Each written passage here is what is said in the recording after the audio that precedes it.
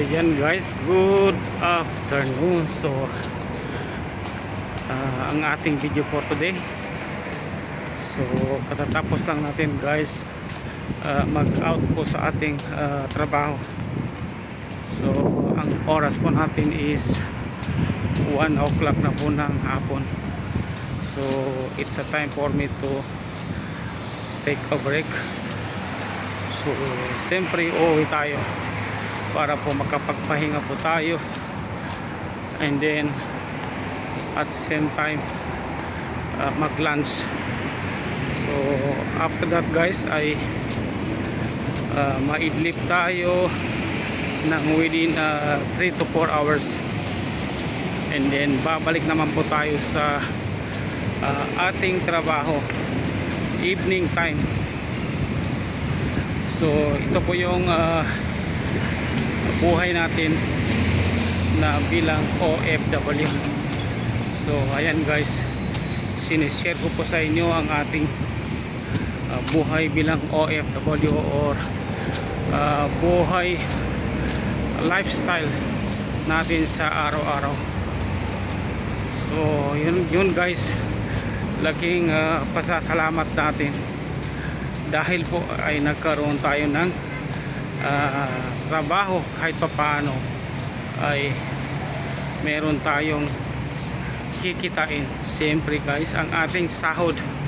So yun naman po guys ang pinaka-importante, may trabaho tayo, maayos naman po ang pasahod kahit na maliit po ang ating sahod.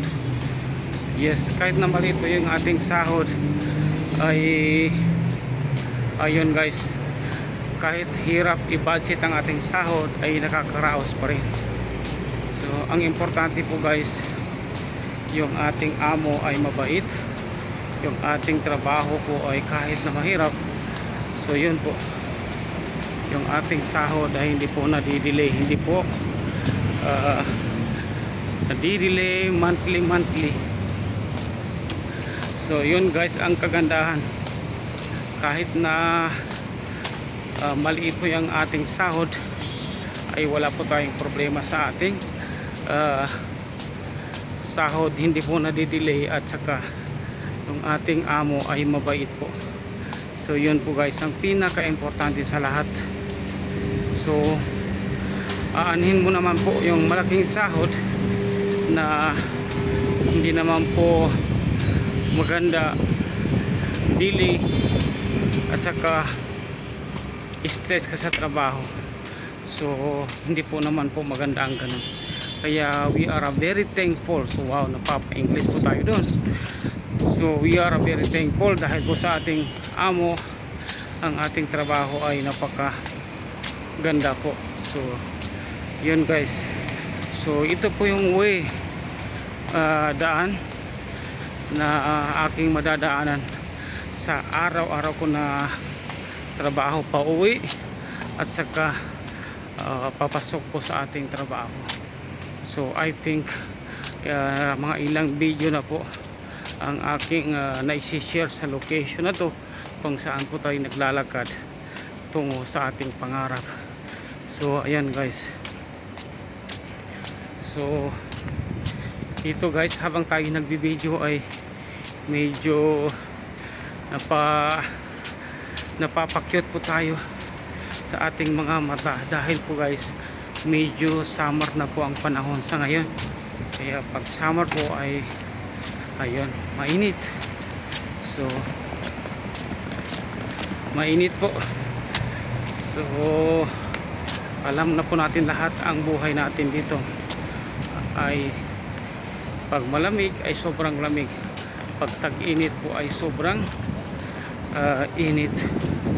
So yun guys, so bago po ako guys uuwi sa bahay ay dadaan muna ako guys sa shop kung saan nagtatrabaho po ang aking wife.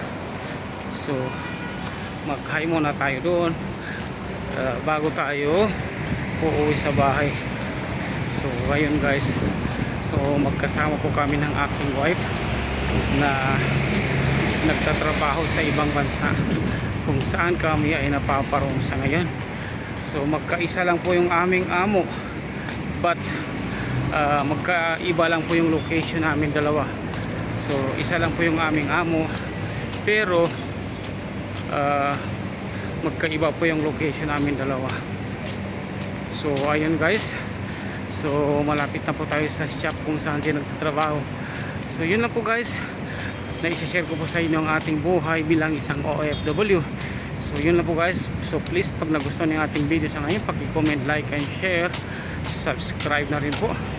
Huwag lang po guys kalimutan po pindutin ang notification bell para po sa mga susunod nating video ay ma-update kayo kaagad. So guys, thank you so much, and God bless us all, and mabuhay po tayong lahat. So ingat po lagi.